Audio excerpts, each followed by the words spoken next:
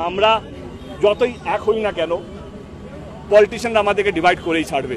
একটা কথা আছে, এই কথাটা এবারে চেঞ্জ হওয়া দরকার। কথাটা হলো বাঙালি একাই 100, কিন্তু 100টা বাঙালি এক নয়। এইবারে এই প্রবাদটা চেঞ্জ করতে হবে। এই 100টা বাঙালি ভারতবর্ষকে একটা নতুন ল এনে দেবে।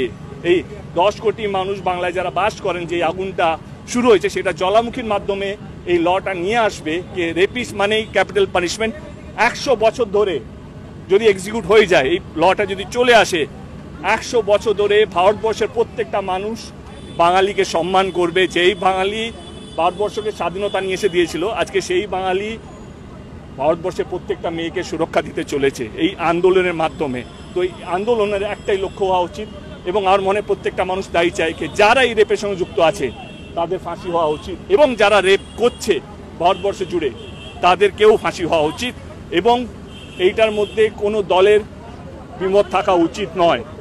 এইখানে কি সিপিএম, কি টিএমসি, কি বিজেপি বা কি কংগ্রেস বা যে যাই দল হোক না কেন, আমার মনে হয় এই একটা বিল যেখানে কোনো প্রতিবাদ হবে না, আমার মনে হয় পার্লামেন্টে এই একটা বিল যেখানে প্রত্যেকটা পার্লামেন্টারিয়ান বা প্রত্যেকটা পার্টি চেষ্টা করবে যে এই বিলটা যেন তাড়াতাড়ি কাজে আসে, বা এই ক্যাপিটাল পানিশমেন্ট যে বিলটা তাড়াতাড়ি যেন এক্সিকিউট হয়। এবং যা রেপিস্ট, আজকে ভাবুন তো, হরিয়ানা ইলেকশন হচ্ছে, রাম রহিমকে পে অর্ডারে ছেড়ে দেওয়া হয়েছে।